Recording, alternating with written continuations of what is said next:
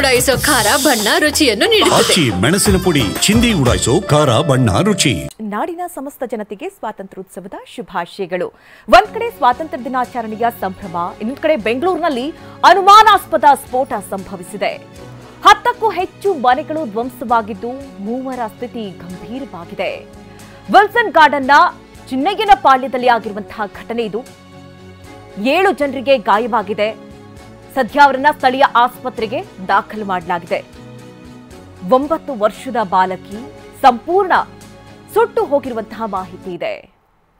ಕಸ್ತೂರಿ 9 ವರ್ಷದ ಬಾಲಕಿ, ಆಕೆಯ ಸ್ಥಿತಿ ಗಂಭೀರವಾಗಿದ್ದು ಸರಸಮ್ಮ ಎಂಬುವವರ ತಲೆಗೆ ಪೆಟ್ಟಾಗಿದೆ ಅನ್ನೋದು ಗೊತ್ತಾಗ್ತಾ ಇದೆ. ನೋಡಿ, ಭೀಕರ ಸ್ಫೋಟ, 10ಕ್ಕೂ ಹೆಚ್ಚು ಮನೆಗಳು ಧ್ವಂಸವಾಗಿರುವಂತಹ ದೃಶ್ಯಗಳನ್ನು ನೀವೀಗ ಗಮನಿಸ್ತಾ ಇದ್ದೀರಿ. ಅಕ್ಕಪಕ್ಕದಲ್ಲೇ ಇದ್ದಂತಹ ಕಟ್ಟಡ, ಶೀಟ್ ಮನೆಗಳು ಪುಡಿ ಪುಡಿಯಾಗಿರುವುದನ್ನು ಗಮನಿಸ್ತಾ ಇದ್ದೀರಿ. ಅಲ್ಲಿರುವಂತಹ ಗೃಹ ಉಪಯೋಗಿ ವಸ್ತುಗಳೆಲ್ಲವೂ ಕೂಡ ಸಂಪೂರ್ಣವಾಗಿ ನುಜ್ಜುಗುಜ್ಜಾಗಿದೆ. ಬೆಚ್ಚಿ ಬೀಳುವಂತಿದೆ ಮನೆಗಳು ಧ್ವಂಸವಾಗಿರುವಂತಹ ದೃಶ್ಯಗಳು. ಸ್ಥಳಕ್ಕೆ ಸದ್ಯ ದಕ್ಷಿಣ ವಿಭಾಗದ ಡಿಸಿಪಿ ಸಾರಾ ಫಾತಿಮಾ ಭೇಟಿ ಕೊಟ್ಟಿದ್ದಾರೆ, ಪರಿಶೀಲಿಸ್ತಾ ಇದ್ದಾರೆ. ಏನಾಯಿತು ಏನು ಅನ್ನುವಂತಹ ಕುರಿತಂತೆ ಈಗಾಗಲೇ ಸದ್ಯ ಪರಿಶೀಲನೆ ನಡೀತಾ ಇರೋದನ್ನು ನಾವು ನೋಡಬಹುದು.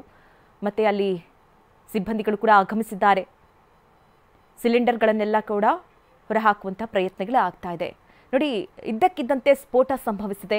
ಯಾವ ಕಾರಣದಿಂದಾಗಿ ಸ್ಫೋಟ ಆಯಿತು ಅನ್ನುವಂಥ ಕುರಿತಂತೆ ಈಗ ಸದ್ಯ ಪರಿಶೀಲನೆ ನಡೆಸ್ತಾ ಇರುವಂಥದ್ದು. 10ಕ್ಕೂ ಹೆಚ್ಚು ಮನೆಗಳು ಇಲ್ಲಿ ಧ್ವಂಸವಾಗಿರೋದು, ಅಂದರೆ ಅಕ್ಕಪಕ್ಕನೇ ಇರುವಂತಹ ಮನೆಗಳು ನಾವು ನೋಡ್ತಾ ಇದ್ದೀವಿ. ಯಾವ ರೀತಿ ಕಾಣಿಸ್ತಾ ಇದೆ ಆ ದೃಶ್ಯಗಳು ಅಂತ ಹೇಳಿ.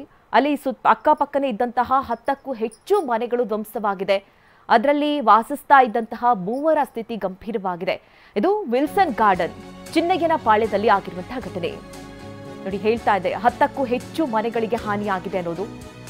ಅಕ್ಕಪಕ್ಕದಲ್ಲೇ ಇದ್ದಂತಹ ಕಟ್ಟಡ, ಶೀಟ್ ಮನೆಗಳು ಪುಡಿ ಪುಡಿ ಆಗಿರೋದು, ಅದರಲ್ಲಿದ್ದಂತಹ ಗೃಹ ಉಪಯೋಗಿ ವಸ್ತುಗಳು ಅವೆಲ್ಲವೂ ಕೂಡ ಸಂಪೂರ್ಣವಾಗಿ ನುಜ್ಜುಗುಜ್ಜಾಗಿದೆ.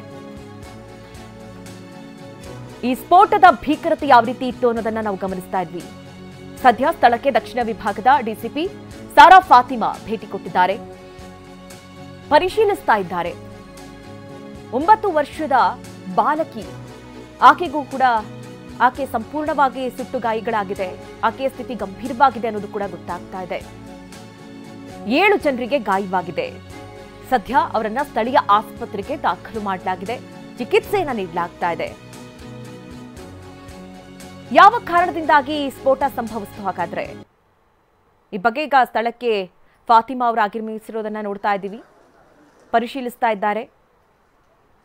ರಕ್ಷಣಾ ಸಿಬ್ಬಂದಿಗಳು ಕೂಡ ಆಗಮಿಸಿದ್ದಾರೆ.